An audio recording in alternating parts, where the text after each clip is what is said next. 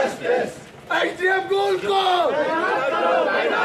मुंसिफ गोल को, हमारी मांगे, हमारी मांगे, वही vote,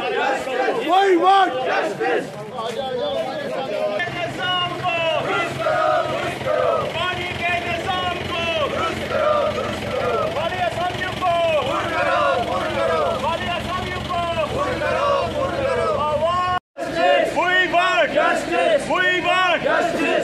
you want to say हमारी मांगे, हमारी मांगे, हमारी मांगे, हमारी मांगे,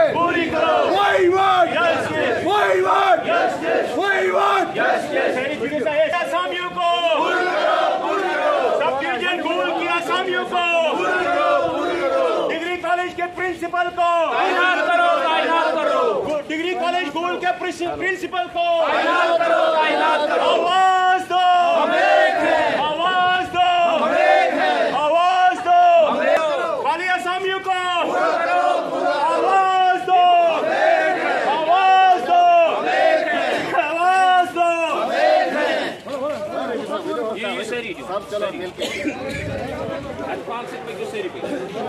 मुकम्मल करने के लिए मुतालबा कर रहे हैं। यहाँ मुख्तलिफ हाई सेकेंडरीज में जितने भी प्रिंसिपल हैं उनको पूरा करने के लिए मुतालबा कर रहे हैं। यहाँ हम एसडीएम गोल को तैनात करने के लिए मुतालबा कर रहे हैं।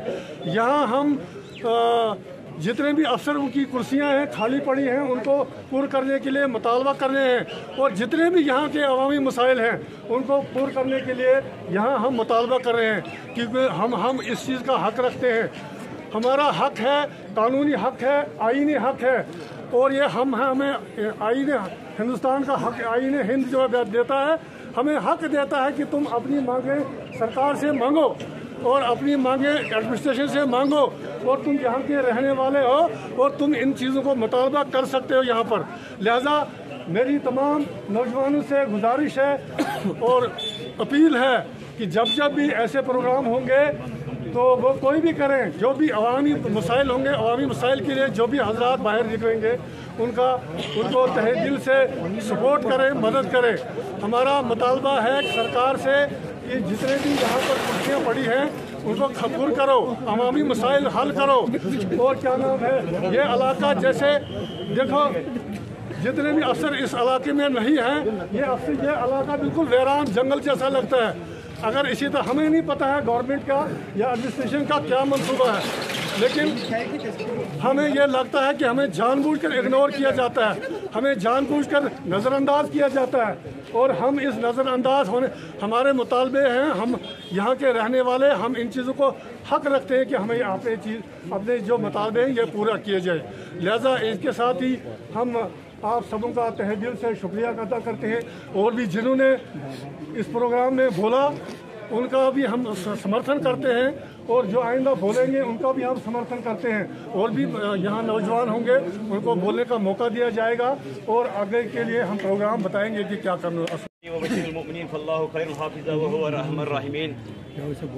जैसा कि आप सभी लोग जानते हैं कि आज से पहले हमने बड़ी बार यहाँ पे जो प्रोटेस्ट का जो मरहलावार हमारा सिलसिला चलता आ रहा है। मेरे भाइयों, बुजुर्गों और दोस्तों, हमें किसी न किसी जगह इस चीज़ का बड़ा वो हो जाता है, बड़ा निराशगी पैदा हो जाती है जब हम एक कॉल देते हैं मुश्तरका तौर पे। कोई किसी सियासी जमात की कॉल नहीं होती है, मिन जुमला सभी आल पार्टीज़ की, आल सोसाइटी जितने भी यहाँ पे फेडरेशन वगैरह काम कर रहे हैं, सभी लोगों की मिन जुमला एक डिमांड होती है कि आओ हम अपने हक के लिए जदोजहद करेंगे, हम अपने हक के लिए एक प्लेटफार्म पे खड़े होकर आवाज़ उठाएंगे। मेरे भाइयों, बुजुर्गों और दोस्तों, उसके बावजूद भी हम कहीं ना कहीं इस मामले में बहुत दूर रह जाते हैं, जिस वजह से कि हमारे जो मसाइल हैं वो जूं के तूं पड़े रहते हैं। मेरे भाइयों, बुजुर्गों और दोस्तों, जैसा कि आप जानते हैं हमारा जो यहाँ पे फसलों का नुकसान हर साल में होता रहा, जैसे हमारा सेब हो गया, हमारी मक्की होगी, हमारा धान हो गया।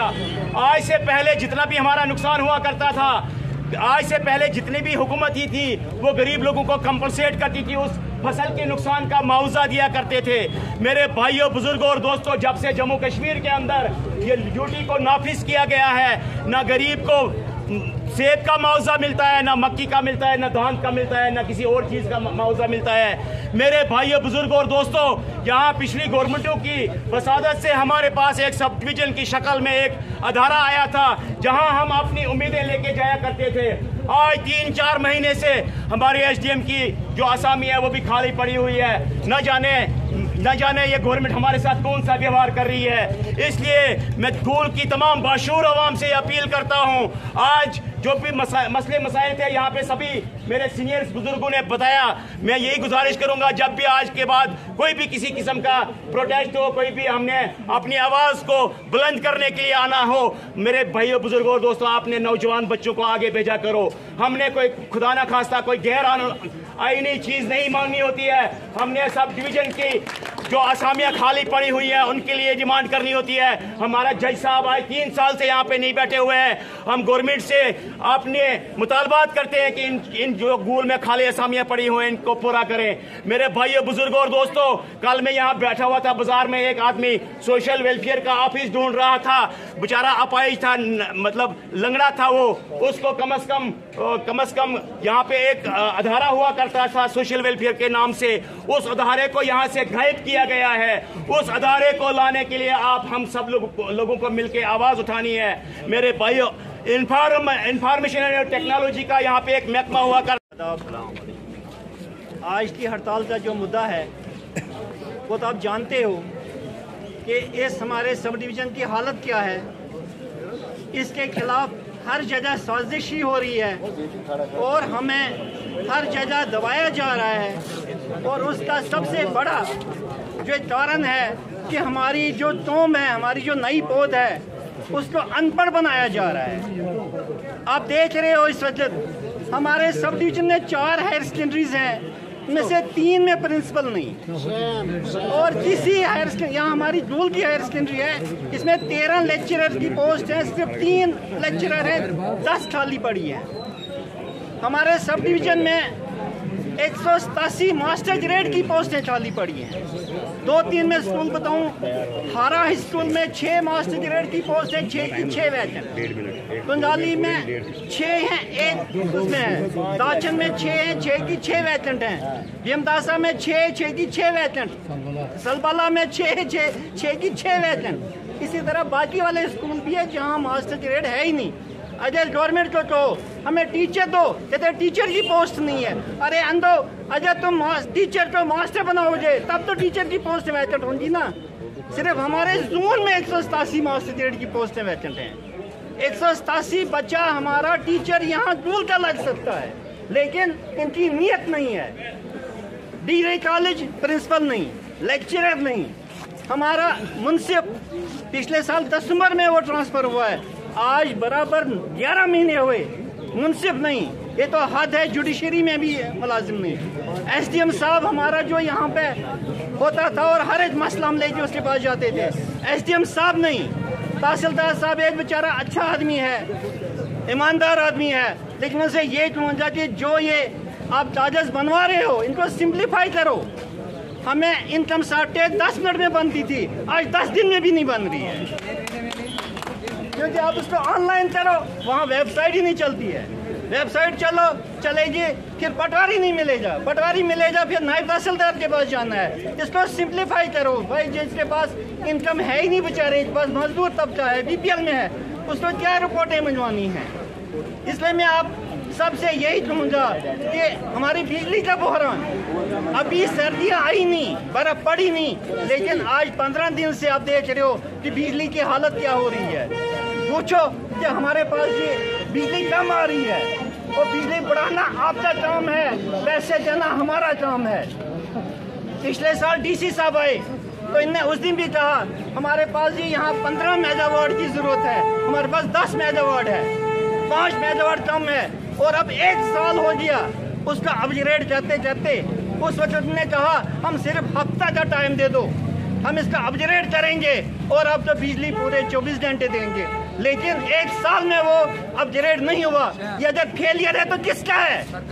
ये फेलियर डिस्ट्रिक्ट एडमिनिस्ट्रेशन का है, ये फेलियर हमारी सब डिविजनल एडमिनिस्ट्रेशन का है, ये फेलियर हमारे LG एडमिनिस्ट्रेशन का है। तब तक आप हुकूमत करोगे दिल्ली से, आखिर आपको इलेक्शन कराना पड़ेगा। और सुन लो एलजी साहब, सुन लो डीसी साहब, सुन लो, ये आपके ऑर्डर पहले कैबिनेट में खत्म हो जाएंगे सारे के सारे। 6 महीने इंतजार करना पड़े, 1 साल इंतजार करना पड़े, आपके कोई ऑर्डर नहीं रहेंगे। ये आपके कागजी घोड़े कब तक दौड़ाते रहोगे? रात को चीफ सेक्रेटरी को सपना आता है, सुबह ऑर्डर होता है, रात को एडवाइजर को सपना आता है, सुबह ऑर्डर होता है। ये आपके सपनों के ऑर्डर इंशाल्लाह पहली कैबिनेट मीटिंग में खत्म हो जाएंगे, सिर्फ सरकार बनने दो। और जो ये जो ऑफिसर हजरात हमारे हैं जो डिक्टेटर बने हुए हैं, जैसे कोई बात करे एडमिनिस्ट्रेशन के खिलाफ तो उसको पीएसए का वो देते हैं, धमकी देते हैं। ये आपके ना पीएसए रहेंगे ना आप रहोगे इन पोस्टों पे। अच्छी तरह सुन लो, ये सारा कुछ हमारे पास नोट है। जब भी सरकार बनेगी, आप आज हमसे बदला ले रहे हो, कल हम आपसे लेंगे। अच्छी तरह सुन लो। इसलिए मैं आप सबका शुक्रिया अदा करता हूँ जो यहाँ पे आए, दे दी प्रमोशन और पढ़ाई का कोई सिस्टम नहीं है। उनको पूछो आप, हमारे ग्रेजुएट पोस्ट ग्रेजुएट लड़कों को एक छोटी सी दरखास्त लिखनी नहीं आती है। वो कौन कर रहा है?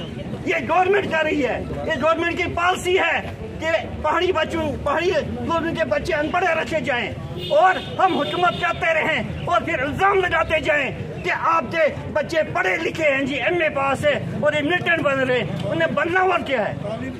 वो किस कंपटीशन में पास होंगे? 3 साल कोविड की वजह से फ्री प्रमोशन। आज अगर स्कूल खुले तो स्कूल की हालत देखो। तहसीलदार साहब जाते रहते हैं, लेकिन किस स्कूल में स्टाफ मिलता है? मैंने अभी 2-3 स्कूलों की मिसालें दी, जैसे बिमदासा में 6 मास्टर ग्रेड 6 के 6 वैकेंट, हारा में 6 वैकेंट, 6 मास्टर ग्रेड 6 की 6 वैकेंट। हेडमास्टर यहाँ 22 स्कूल हैं, ये हाई स्कूल, 16 स्कूलों में हेडमास्टर नहीं। तो हमारे बच्चे पढ़ेंगे क्या? वो नशा नहीं करेंगे तो करेंगे क्या? न कहीं रोजगार, न कहीं मजदूरी, न कहीं एडमिनिस्ट्रेशन, न कहीं मुंसिफ, न कहीं इंसाफ, न हमारी कोई सुनाई। तो हम करें तो करें क्या? हमने अब यही एक काम रहा है, बजाय हम पहाड़ों पे जाएं, हथियार उठाएं, उससे अच्छा है यहाँ सड़क पे बैठ के अपने मुतालबात बनवाने। हमारा कोई ऐसा मुद्दा नहीं है कि हम किसी के खिलाफ है, नहीं। तहसीलदार साहब, अगर मैं मुखालफत करता हूँ तो तहसीलदार की करता हूँ, राकेश की नहीं करता हूँ, आपके नाम की नहीं करता हूँ। तहसीलदार उस कुर्सी की मुखालफत करता हूँ जो हमें प्रॉब्लम में डालती है। एसडीएम अगर यहाँ नहीं है तो मैं गवर्नमेंट की मुखालफत करता हूँ, तो क्यों नहीं है? उसका होना चाहिए था यहाँ पे। इस वक्त सर्दियों का ये मौसम आ रहा है। जब हम उधमपुर में थे तब भी डीसी साहब नवंबर-दिसंबर में जरूर एक चक्कर लगाते थे और पूरा सर्दियों का सिस्टम देखा करते थे। लेकिन आज हमें कोई डीसी नहीं मिलता है, कोई हमें एसडीएम तो है ही नहीं। तहसीलदार सब बेचारे कहाँ जाएं, ये खुद भी बीमार है, लेकिन तब भी हम मुबारकबाद देते हैं। बहुत कुछ काम करते हैं और ईमानदारी से करते हैं। जब से ये आए हैं तब से हमने नहीं सुना कि वहाँ पे किसी ने हमें पैसे मांगे। हम मुबारकबाद देते हैं, लेकिन ये गवर्नमेंट, ये नालायक गवर्नमेंट और ये फेलियर इस एडमिनिस्ट्रेशन का, ये हमें मजबूत कर रहा है हमें सड़कों पे आने के लिए। और फिर से मैं कहता हूँ, एलजी साहब, हमारे डीसी साहब और बाकी साहब, गवर्नमेंट बनने दो, आपके ये ऑर्डर कहीं पे नहीं रहेंगे। ये एक ही कैबिनेट मीटिंग में उड़ जाएंगे इंशाल्लाह। आपकी ये जोरहट नहीं रहेगी। इसके साथ में आपको जो है वो हो गया। अब मोहतरमा शकीला जी से आप और एसपी साहब का बिल्कुल शुक्रिया अदा करता हूँ, जिन्होंने बड़े अमन ईमान से यहाँ पे हमारे प्रोसेस को कायम रखा। और मैं तमाम लोगों का शुक्रिया अदा करता हूँ। बड़े दूर इलाकों से लोग आए हैं, दाड़म से, बिमलासा से, कलीमस्ता से, गागरा से। बड़े अफसोस के साथ कहना पड़ता है, जैसे गुलजार साहब ने फरमाया कि जब तक ये नहीं थे 3 टायर सिस्टम सरपंच हजरात से, तब तक हमारे कई सारे काम होते थे। जब से हमने डीडीसी को रामबन में भेजा है, मैं रामबन की इंतजामिया की नाकामी नहीं समझता हूँ, ये उन लोगों की नाअहली समझता हूँ जो वहाँ पे जाके हमारे लोगों की बात नहीं करते हैं। आज हमने उन लोगों को दावत दी थी, लेकिन आज भी वो हमारे बीच में नहीं आए। बड़े अफसोस चाहिए। आना चाहिए। बहुत बहुत मेहनत की है हमने,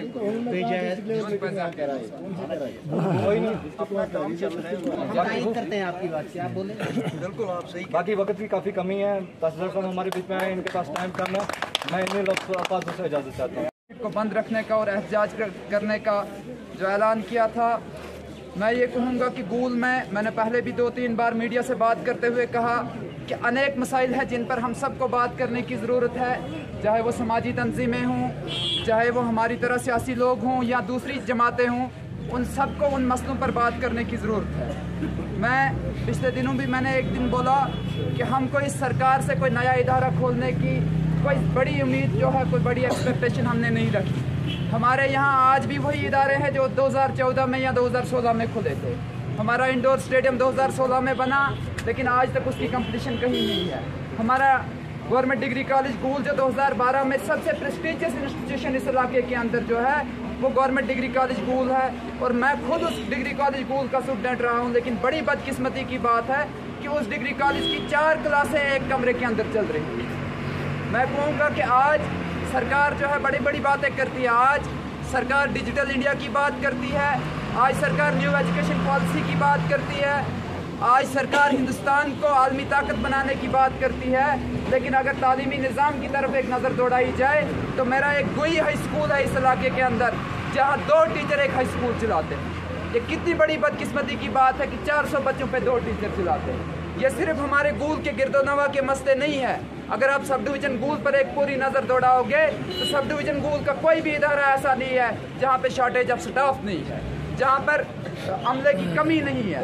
आप एजुकेशन सिस्टम को देख लीजिए, आप अस्पतालों को देख लीजिए, आप PHCs की बात करो, आपकी PHC सुरुंडा है, आपकी PHC डेडा है, आपकी PHC दाड़म है, एक भी PHC में डॉक्टर दस्तियाब नहीं है। आपका प्रेस्टीजियस हॉस्पिटल CHC गूल है, यहाँ पर अमले की कमी है, यहाँ पर ऑक्सीजन नहीं मिलता।